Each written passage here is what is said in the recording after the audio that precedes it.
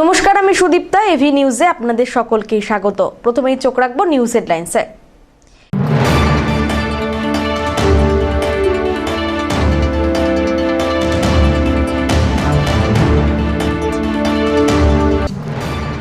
বকেয়া পেনশন ও নিয়মিত বেতনের দাবিতে জলপাইগুড়ি পুরসভায় গেট অবরোধ, চরম অচলাবস্থা।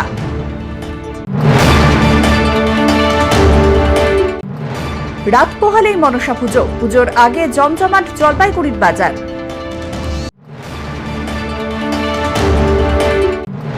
শ্রাবণের শেষ সোমবার কালীপীঠে মন্দিরে মহাধুমধামের শিব পুজোর আয়োজন।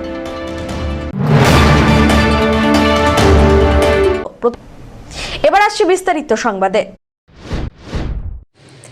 বকেয়া পেনশন আর নিয়মিত বেতনের দাবিতে জলপাইগুড়ি পুরসভায় গেট অবরোধ হলো চরম অচলাবস্থা।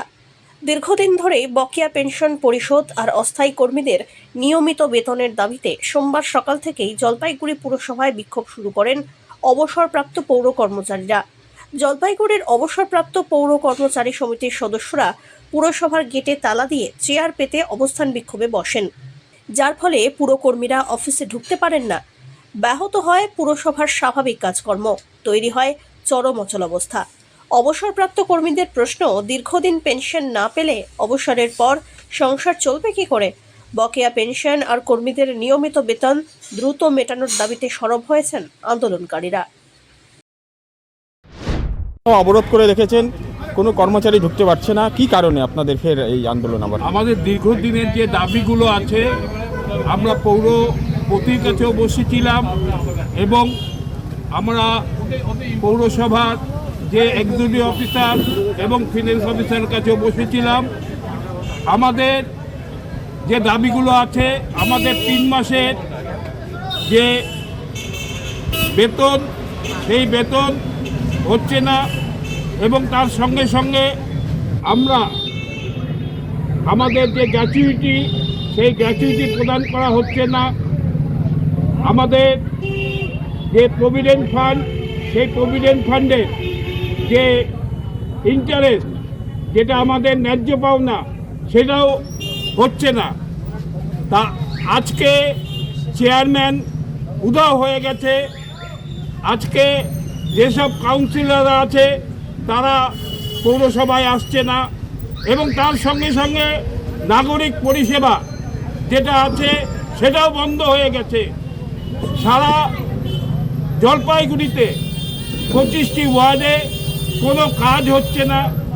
এর পরিপ্রেক্ষিতে আমরা এই অবস্থানের কর্মসূচি নিয়েছি। অমিত মনিকের রিপোর্ট।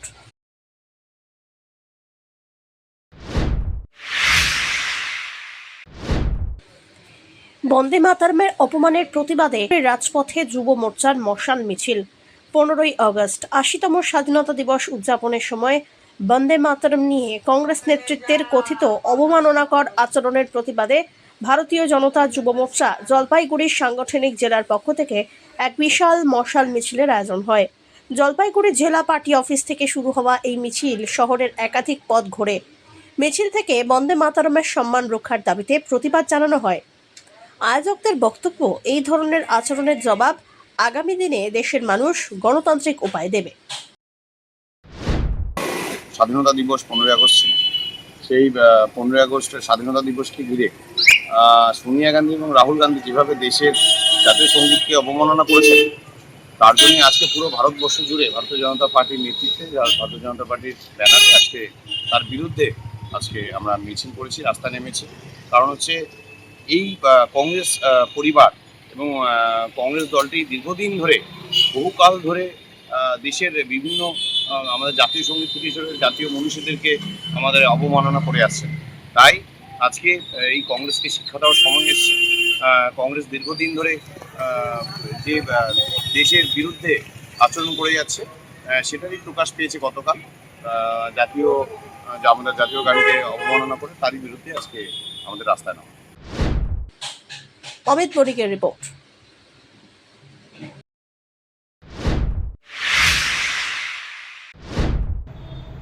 রাজ্য সরকারের তরফে আগামী 17ই আগস্টের মধ্যে প্রাপ্য প্রত্যেক মা বোনের অ্যাকাউন্টে অন্নপূর্ণা যোজনার টাকা পৌঁছে দেওয়ার কথা জানানো হয়েছে। সেই খুশিতে ভারতীয় জনতা মহিলা মোর্চার উদ্যোগে জলপাইগুড়ি শহরে একটি আনন্দ মিছিলের আয়োজন করা হয়। মিছিলটি জলপাইগুড়ি শহরের বিভিন্ন এলাকা পরিক্রমা করে। মিছিলে উপস্থিত ছিলেন বিধায়ক অনন্তদেব অধিকারী সহ শহর ও শহর সংলগ্ন এলাকার বহু মহিলা।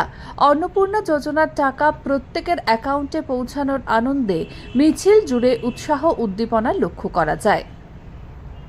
অমিত বণিকের রিপোর্ট, এভি নিউজ।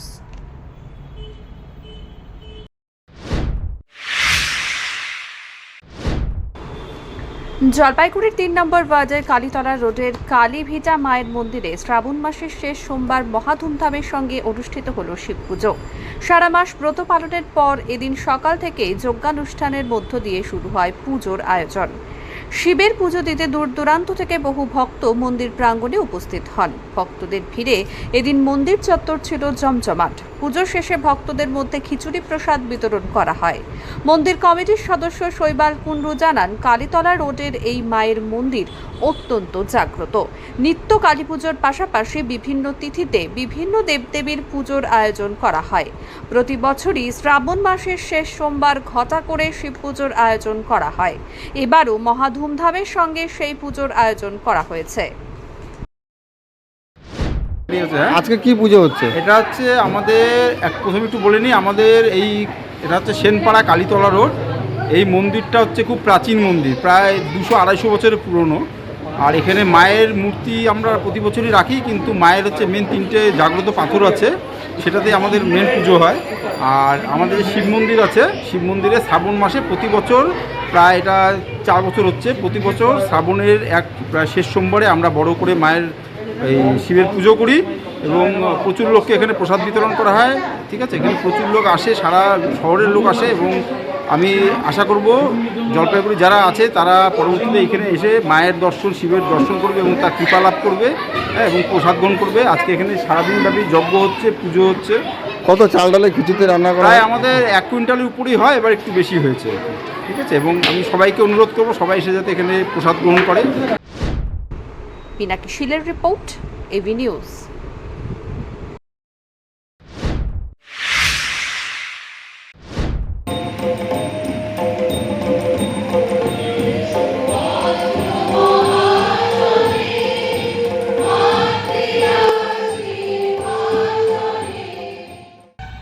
জলপাইগুড়িতে 22শে শ্রাবণ ও স্বাধীনতা দিবস উপলক্ষে অনুষ্ঠিত হল বিশেষ সাংস্কৃতিক অনুষ্ঠান রবির আলোয়। রবীন্দ্রনাথ ঠাকুরের প্রতি শ্রদ্ধার্ঘ্য নিবেদনের পাশাপাশি অনুষ্ঠানে ফুটে ওঠে দেশাত্মবোধের আবহ। অনুষ্ঠানে রবীন্দ্রনাথের গীতাঞ্জলির নির্বাচিত অংশ পরিবেশন করা হয়। পাশাপাশি শহরের শতাধিক শিল্পী সম্মিলিতভাবে কবিগুরুর স্বদেশ বন্দনার গান পরিবেশন করেন। তাদের সমবেত পরিবেশনায় আবেগঘন হয়ে ওঠে গোটা অনুষ্ঠানস্থল।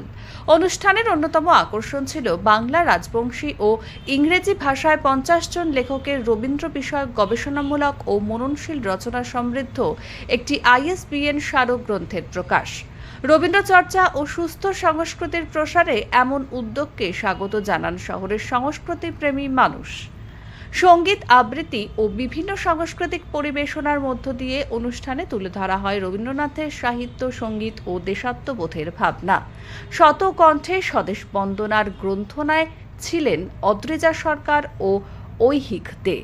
বাচিক শিল্পী হিসেবে ছিলেন মৌসুমী রাহা ও কিংসুক বসু। কবিগুরুর ভাবনা, দেশপ্রেম ও বাংলার সাংস্কৃতিক ঐতিহ্যকে এক সূত্রে বেঁধে রবির আলোয় অনুষ্ঠানটি জলপাইগুড়ির সাংস্কৃতিক পরিসরে বিশেষ তাৎপর্য বহন করে। প্রতি বছরই তো আপনি প্রোগ্রাম প্রতি বছরই দেখি। আসলে এটা আসলে আমার এবং আমার হাজব্যান্ডের মনে হয়েছিল যে বাঙালি তো প্রতি বছর দুর্গাপুজো করেন, তো সেরকমভাবে আমরা প্রত্যেক বছর একবার রবীন্দ্র পূজা করব। এই 22শে শ্রাবণের আগে পিছেই আমরা সেই চেষ্টাটা করে থাকি। সময়, পরিস্থিতি এবং যা কিছু যাই আসুক না কেন, যেরকম দুর্গাপুজো হলে বাঙালি সেই বাড়িতে একবার দুর্গাপুজো শুরু করলে সেটা থামায় না, সেরকম আমরা ভেবেছি যে রবীন্দ্র পূজা আমরা করব। যতটুকু আমাদের যদি ঠাকুর মানে রবীন্দ্রনাথ ঠাকুর আমাদের যদি সহায় থাকেন। এই 3 ধরনের গ্রন্থ হবে, এর ফলে রবীন্দ্রনাথ গ্রন্থ সম্পর্কে তো একটি এবং তাতে 3টে ভাষা থাকছে। অনেকে তো তাহলে জানতে পারবে আরো বিস্তারিত হ্যাঁ ভাবে। হ্যাঁ অবশ্যই, সেটার প্রকাশনা এই 3য় পর্বে আজকে। অমিত বণিকের রিপোর্ট, এভি নিউজ।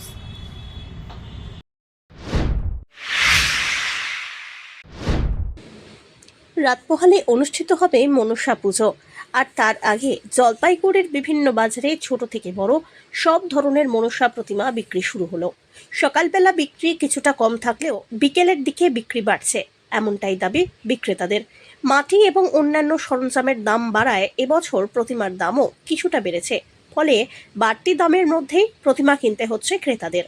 সোমবার সকাল থেকেই জলপাইগুড়ি স্টেশন বাজার, দিনবাজার সহ বিভিন্ন বাজারে প্রতিমা বিক্রিতে ব্যস্ত বিক্রেতারা। তাদের দাবি ময়নাগুড়ি রোড থেকে প্রতিমা এনে বাজারে বিক্রি করতে হচ্ছে। প্রতিমার দামও তো বাড়বে, দাম বেড়েছে, হ্যাঁ বেড়েছে কিছুটা, হয়েছে হ্যাঁ কিছুটা তো বাড়ছে। কত টাকা করে মোটামুটি নিচ্ছে? দাম এখনো বলি নেই। কোথা থেকে এনেছো? মন্ডি রোড। ময়নাগুড়ি রোড? হ্যাঁ। মানে এগুলো কি রেডিমেড কিনে বিক্রি? না না, আমার নিজে হাতে বানাবো। নিজের হাতে? তাহলে এবার কেমন বাজার? এই বাজারটাও সেরকম ভালো লাগে না। কত করে বিক্রি হচ্ছে? অনেকে বছর দাম অনেকটাই বেশি রয়েছে প্রতিমা। সব দিকে দাম বাড়ছে না, এবার মাটির দাম তো প্রচুর এবার না। যেরকম মাটির দাম হবে সেরকম খাওয়া দাম হবে না। গত বছরের তুলনায় এবার দামটা বেশি হবে। ছোট প্রতিমা কত থেকে শুরু হয়? তোমার মিনিমাম নিচে 150 টাকা করে, তারপরে উপরে উপরে 400 আছে, 300 আছে। অমিত বণিকের রিপোর্ট।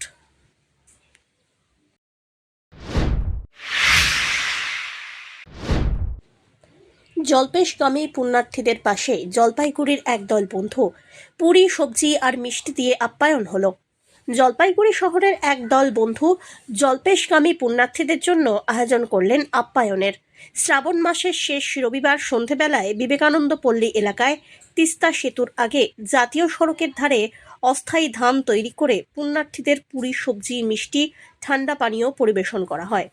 জলপেশের পথে বহু পুণ্যার্থী সেখানে দাঁড়িয়ে খাবার গ্রহণ করলেন। এই উদ্যোগে স্থানীয় বাসিন্দাদের উপস্থিতি ছিল চোখে পড়ার মতো। উদ্যোক্তাদের তরফ থেকে কৌশিক বিশ্বাস জানান, বন্ধুরা মিলে হঠাৎ করেই এই উদ্যোগ নেওয়া হয়। পুণ্যার্থীদের সেবা করাটাই তাদের মূল লক্ষ্য। আমরা বন্ধুরা মিলে করছি। থানা মোড়ের কিছু বন্ধু মিলে হঠাৎ করে প্রোগ্রাম হয়েছে। ঠিক আছে, প্রোগ্রাম করার পরে সবাই মিলে দেখলাম যে না, এই সপ্তাহটা আমরা এরকম ইসে করাবো, ভান্ডারাটা করব। সেই হিসাবে আমরা এখানে সব জমায়েত হয়ে আমরা নিজের একটা ফান্ডিং করে এই ব্যবস্থাটা করলাম। হ্যাঁ, ভান্ডারে আমাদের থাকতে ছিল পুরি, সবজি, রসগোল্লা আর টাটা গ্লুকো আছে, জলও আছে। প্রচুর লোক হচ্ছে, ভক্তরাও আসছে, আশেপাশের লোকজনও আছে। শ্রাবণের শেষ সপ্তাহ আমাদের মানে বাঙালিদের মতে আর কি। তারপর একটা সপ্তাহ আছে, যাই হোক ওইটাতে কয়টা লোক, কত লোক হবে আমরা বলতে পারবো না, কিন্তু এইটাতে আমরা করে দিলাম আর কি। ভিড় হচ্ছে, যথেষ্ট পুণ্যার্থী যাচ্ছে। সব্যসাচী মজুমদারের রিপোর্ট।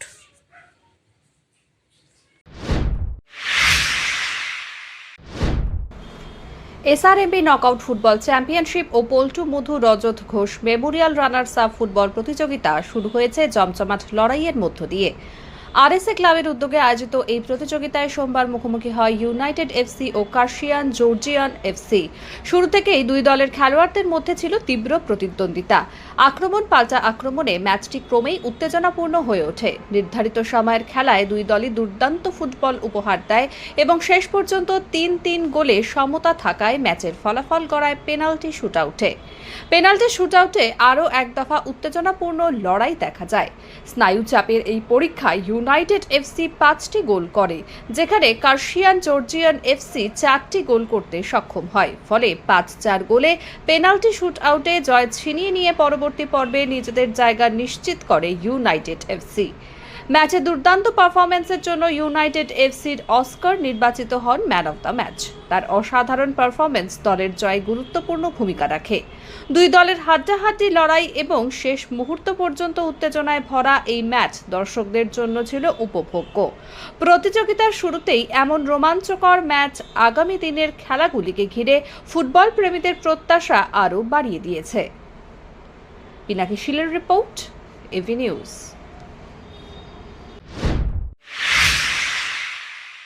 শেষ করবার আগে নিউজ হেডলাইন্স আরো একবার।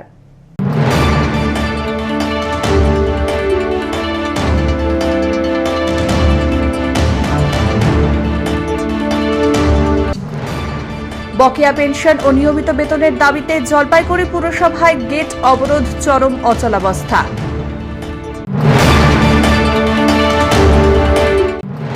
রাত পোহালেই মনসা পুজো, পুজোর আগে জমজমাট জলপাইগুড়ির বাজার।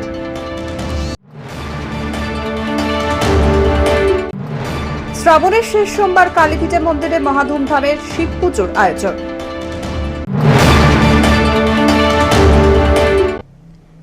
এখনকার মতন এভি নিউজ এ পর্যন্তই। পরবর্তীতে আসছি আরো সংবাদ নিয়ে। দেখতে থাকুন আমার ভিশন। নমস্কার।